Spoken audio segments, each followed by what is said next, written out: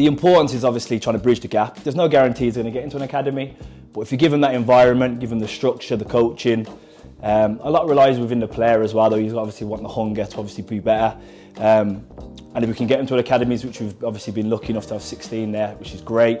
If not, for me at least, long term, they can play at step 3, step 2, step 1, and obviously play at a decent level and obviously get good money from the game.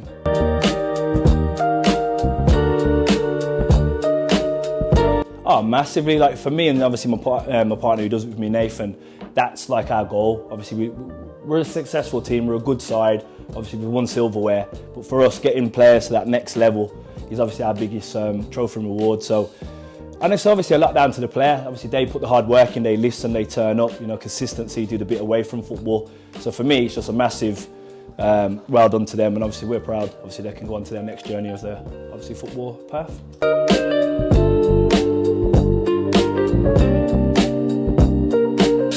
There's a massive, obviously, gap between, obviously, I'd say a Cat 1 and Academy. I think Cat 3, it's not as big as a gap. But for me, it's obviously listening to your coaching, but they've got to do a lot away from it. You've obviously got to get the repetition in. You've got to do a bit away. Obviously, there's a lot of sports science now, so obviously physically wise, especially when they're going through the body changes. Obviously, they need to do their plyo work and stuff like that to help them. So it is a lot dependent on what they do away from football, because we don't get a lot of contact time with them.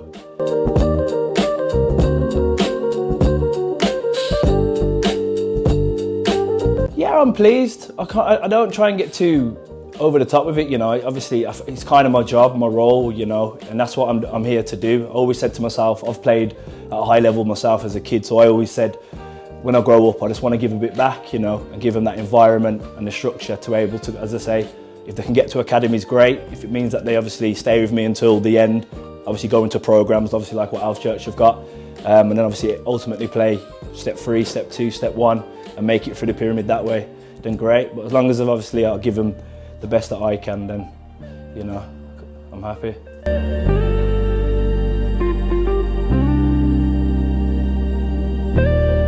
I don't know about where I am, you know, I'm still, you know, but it's more of a case of, for me, is you just got to go into it, and it's with anything in life, you just got to go into it willing to give your all. You know, coaching is not just you come to football and coach, you know, you've got to deal with the politics behind football, you know, you're getting conversations with parents with their behaviour at school, personal problems, then they start going through the puberty changes, so you're dealing with that, their hormones, body changes, injuries, you know, so there's a lot to take in. So you need to go into it very open-minded and with the opinion of you're going to help them become better adults.